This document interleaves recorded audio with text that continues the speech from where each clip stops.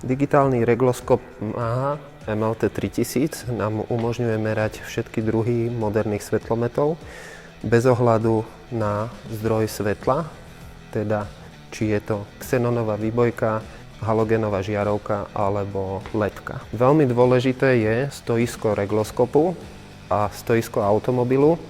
Postavenie automobilu voči regloskopu by malo byť v rovinnosti 1 mm na meter. U regloskopu to môže byť zabezpečené buď rovinnou plochou alebo takýmito kolajnicami. U automobilu to môže byť takisto zabezpečené buď rovinnou plochou, vyhradenou na meranie svetiel, alebo s dvíhakom, ktorý je kalibrovaný.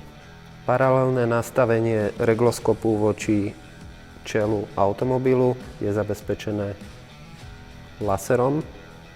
Vzdialenosť regloskopu od svetlometu by nemala byť menšia ako 30 cm.